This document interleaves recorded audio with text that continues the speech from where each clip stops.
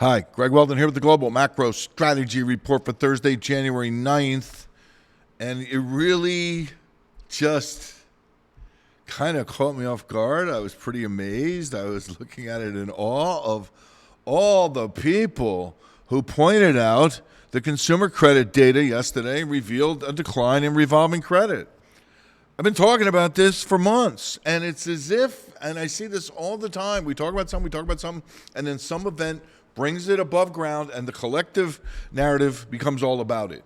And this is what's happened with the consumer credit data released yesterday. Twitter was full of analysis on this, and it's pretty amazing because, gosh, I'm old school, man. Whether it's 30 years ago, 20 years ago, 10 years ago, or 5 years ago, it still amazes me how much more information is available these days.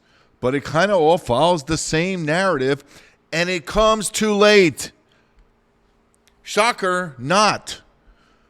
So, as it is, year ahead, we always do a year ahead piece. I'm contemplating 2025, so I'm behind the curve on this because my son was here during the holidays, and we had an awesome time. And, man, time flew by. We were busy the entire time.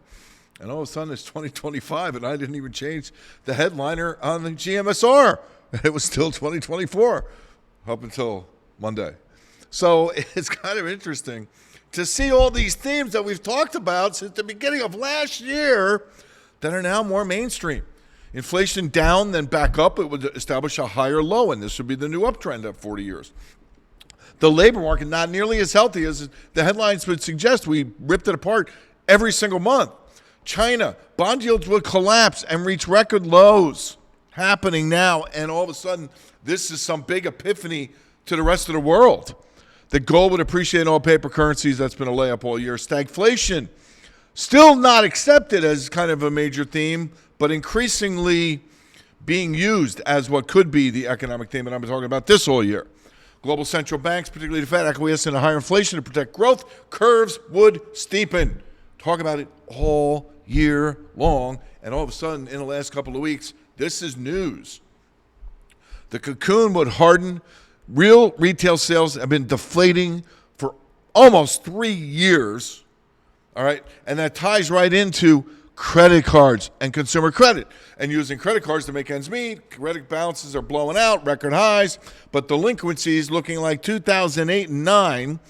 Financial pressure because, first of all, you got very low savings. Savings have been spent.